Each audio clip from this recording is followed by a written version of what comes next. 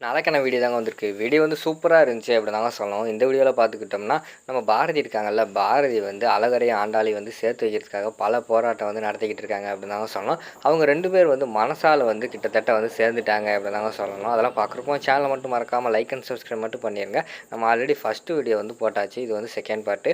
இந்த வீடியோல பார்த்துக்கிட்டோம்னா, ஃபர்ஸ்ட் வந்து தர்மலிங்கம் இருக்கார்ல, அவர் வந்து சொல்லிக்கிட்டு இருக்காரு. "இங்க பாரு ஆத்தா, இப்போ கூட ஒன்றும் கெட்டு போகலை. அவன் கூட சேர்ந்து வாழணும் நீ சொன்னேன்னா என்கிட்ட சொல்லு, நானே உங்களை சேர்த்து வைக்கிறேன். அப்பா அவன் திட்டட்டும், என்ன பண்ணட்டும், ஏன் நார வசவு கூட வையட்டும், நான் அதெல்லாம் கேட்டுக்கிறேம்மா உனக்காக" அப்படின்னு சொல்லிட்டு நடிக்காரு. உடனே ஆண்டாள் வந்து சொல்கிறாங்க, "அதெல்லாம் ஒன்றும் வேண்டாம்ப்பா, அவனை பற்றி எல்லாம் இனிமேல் பேசாதீங்க. அவனா வந்து மன்னிப்பு கேட்கணும், இல்லைன்னா உங்கள் காலில் விழுந்து மன்னிப்பு கேட்டாதான் நான் வந்து அவங்க கூட சேர்ந்து வாழ்வேன்ப்பா" அப்படிங்கிற மாதிரி சொல்லிடுறாங்க. "சரித்தா, இந்தாத்தா போய் இதை சமைச்சு வை, அப்பா போய் குளிச்சுட்டு வரேன்" அப்படின்னு சொல்லிட்டு அவர் வந்து அந்த இடத்துல இருந்து கிளம்பி போகிறாரு. அப்போ வந்து லட்சுமி வந்து திட்டுறாங்க, "ஏய் ஏன்டி இப்படியெல்லாம் பண்ணிக்கிட்டு இருக்க? மாப்பிள்ளை வந்து எவ்வளோ நல்லவர், அவரை மாதிரி ஒரு பையன் கிடைக்கிறதுக்கு நீ தான் கொடுத்து வச்சிருக்கணும், தேவையில்லாமல் வந்து அவரை மிஸ் பண்ணிடாதடி" அப்படிங்கிற மாதிரி சொல்லிகிட்டு இருக்காங்க. "அம்மா உனக்கெல்லாம் ஒன்றும் தெரியாது, பேசாமல் இருமா" அப்படின்னு சொல்லி திட்டிக்கிட்டு இருக்காங்க.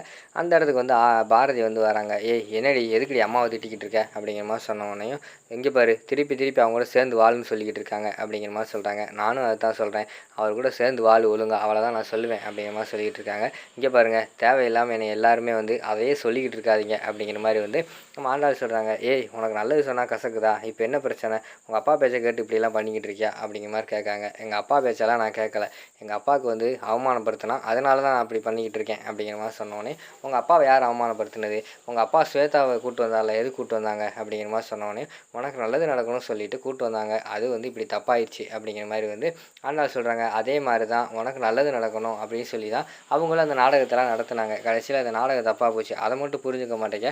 உனக்கு வந்தால் வேறு, அதை இது அவங்க பண்ணால் மட்டும் வேறையா, ஏன் இப்படி பண்ணிக்கிட்டு இருக்க" அப்படிங்கிற மாதிரி சொல்லிகிட்டு இருக்காங்க.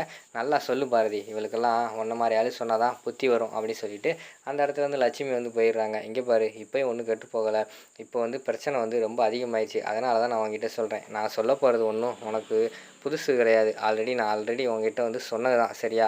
அவர் கூட சேர்ந்து வாழு, அவ்வளோதான் நான் சொல்லுவேன், அதுதான் உனக்கு எல்லாத்துக்குமே நல்லது" அப்படிங்கிற மாதிரி வந்து அந்த இடத்துல வந்து பாரதி வந்து சொல்கிறாங்க. "இப்போ என்ன, உனக்கு அவங்க கூட நான் சேர்ந்து வாழணும், அவ்வளோதானே உன்னோட விருப்பம், சரி நான் சொல்கிறத செய்ய சொல்லு" அப்படிங்கிற மாதிரி சொன்னோடனே, "என்ன செய்யணும்" அப்படிங்கிற மாதிரி கேட்டவொடனே, "எங்கள் அப்பா கிட்ட காலில் விழுந்து மன்னிப்பு கேட்க சொல்லு, நான் அவங்க கூட சேர்ந்து வாழ்கிறேன்" அப்படிங்கிற மாதிரி சொல்லிவிட்டு அந்த இடத்துல இருந்து வந்து ஆண்டாள் வந்து போயிடுறாங்க. வெளியில் வந்து அழகர் வந்து நின்றுக்கிட்டு இருக்காரு. "என்னங்க, என்ன இங்கே நிற்க வச்சுட்டு எங்கே போனீங்க" அப்படின்னு சொல்லிட்டு பாரதியை பார்த்து கேட்காங்க.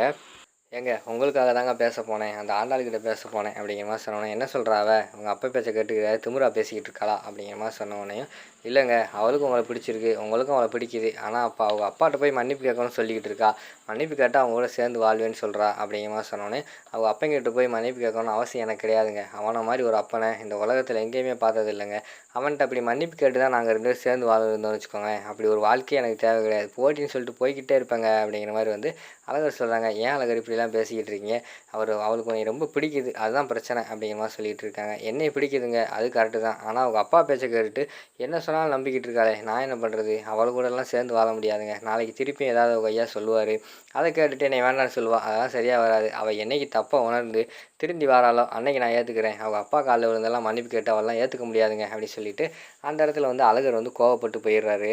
அடுத்து வந்து தற்செயலாக வந்து 2 பேருமே வீட்டுக்கு வெளியிலேருந்து வராங்க. நம்ம ஆண்டாளும் அழகரும் 2 பேருமே மனசுக்குள்ளேயே பேசிக்கிட்டு இருக்கிற மாதிரி தான் காட்டிக்கிட்டு இருக்காங்க. "ஏன்டா இப்படி பண்ணுற, உன் மேலே எவ்வளோ கோவம் இருந்தாலும் உன்னை பார்த்தோன்னே அந்த கோவமெல்லாம் பறந்து போயிடுது, ஒழுங்கா எங்கள் அப்பா கிட்ட வந்து மன்னிப்பு கேட்டு என் கூட சேர்ந்து வாழ்கிற வழியை பாடுறா" அப்படின்னு சொல்லிட்டு அவங்க மனசுக்குள்ளே சொல்லிக்கிட்டு இருக்காங்க. இங்கிட்டு பார்த்தா நம்ம அழகர் மனசுக்குள்ளே பேசுகிற மாதிரி காட்டுறாங்க. "ஏன்டி நீ இப்படி பண்ணுற, உங்கள் அப்பன் பேச்சை கேட்டுட்டு நீ வந்து என்னை வேண்டாம்னு சொல்லிட்டல, உங்கள் அப்பன் நல்லவன் கிடையாதுடி, என்னைக்கு தான் உங்கள் அப்பனை பற்றி உனக்கு தெரிய போகுதுன்னு தெரில, உன்னை பிரிஞ்சு வாழ முடியல, என்ன தான் அவங்க கூட சண்டை போட்டாலும் உன் கூட இருக்கணும் போல தாண்டி இருக்குது" அப்படிங்கிற மாதிரி சொல்லிக்கிட்டு இருக்காங்க. அதுக்கு ஈக்குவலாக வந்து இங்கிட்டு நம்ம ஆண்டாள் வந்து சொல்கிறாங்க. "என்ன தான் நானும் உன் கூட சண்டை போட்டாலும், உன்னை அடித்தாலும் விரட்டினாலும் என்றைக்குமே நான் வந்து உன்னை விட்டு போகணும்னு நான் நினச்சதே கிடையாது, சண்டை போட்டாலும் உன் கூடயே தான் இருக்கணும்னு நினச்சிக்கிட்டு இருக்கேன், ஆனால் இந்த இது நம்மளை ரொம்ப பிரிச்சிருச்சே, தயவுசெய்து வந்து எங்கள் அப்பா கிட்ட மன்னிப்பு கேட்டு என் கூட சேர்ந்து வாழு" அப்படின்னு சொல்லிட்டு ஆண்டாள் சொல்கிறாங்க. இவங்க வந்து மனசுக்குள்ளேயே சொல்கிறாங்க, "நீ என்றைக்காவது இருந்தாலும் உங்கள் அப்பா செஞ்சது வந்து தப்புன்னு சொல்லிட்டு புரிஞ்சு என்கிட்ட வருவேன், அன்னைக்கு நான் உன்னை ஏற்றுக்கிறேன்" அப்படின்னு சொல்லிட்டு விறுவிறுன்னு வந்து அழகர் வந்து உள்ளே போயிடுறாங்க. ஆண்டாளும் கண்ணீர் வடிச்சிட்டு உள்ளே போயிடுறாங்க. அடுத்த சீனில் பார்த்துக்கிட்டா நம்ம பாரதி, அதுக்கடுத்து தமிழ், ஆதி 3 பேருமே உட்காந்துருக்கிற மாதிரி காட்டுறாங்க. அப்போ வந்துக்கிட்டோம்னா நம்ம பாரதி வந்து கேட்குறாங்க, "ஏங்க நம்ம ஆண்டாள் நினச்சா ரொம்ப கஷ்டமாக இருக்குது. அவர் மன்னிப்பு கேட்பாரா அப்படிங்கிற மாதிரி கேட்காங்க. உடனே நம்ம தமிழ் வந்து சொல்கிறாங்க, அதெல்லாம் மன்னிப்பு கேட்க மாட்டார். அழகர் மாமா என்ன அப்பா மாதிரியா அப்படிங்கிற மாதிரி தமிழ் சொல்கிறாங்க. என்ன தமிழ் சொல்கிற அப்படிங்கிற மாதிரி கேட்டோடனே, இத்தனை டைம் வந்து நீ அப்பாவை வந்து அடித்து துரத்தியிருக்க, அதாவது அவமானப்படுத்தியிருக்க. ஆனால் அப்பா உன்னை தேடி தானே வாராரு. அழகர் மாமாலாம் அப்படி கிடையாது அப்படிங்கிற மாதிரி சொன்னோடனே, ஆதி நீங்கள் சொல்லுங்கள், எதுக்கு நான் எவ்வளோ துரத்துனாலும் என் பின்னாடியே வாரீங்க அப்படிங்கிற மாதிரி சொன்னோடனே, அதெல்லாம் உங்களுக்கு தெரியாதுங்க. நீங்கள் துரத்தவொடனே நான் போகிற மாதிரி இருந்தால் என்றைக்கோ போயிருக்க மாட்டேனா, நமக்குள்ளே ஏதோ ஒன்று இருக்குது, அதான் நம்மளை இணைச்சிக்கிட்டே இருக்குது அப்படிங்கிற மாதிரி வந்து ஆதி சொல்கிறாரு.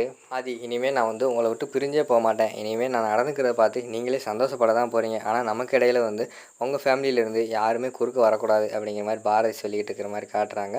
சரி பாரதி, யார் வராமல் நான் பார்த்துக்கிறேன் அப்படின்னு சொல்லிட்டு ஆதி சொல்கிறாரு. அந்த நேரத்தில் பார்த்தா டக்குன்னு அவங்களோட குரூப் ஃபோட்டோ இருக்குல்ல, அவங்க குடும்பம் எடுத்த ஃபோட்டோ கீழே வந்து உடஞ்சிருது. அதை பார்த்தோன்னே பாரதிக்கு வந்து அழுகு தாங்க முடியல.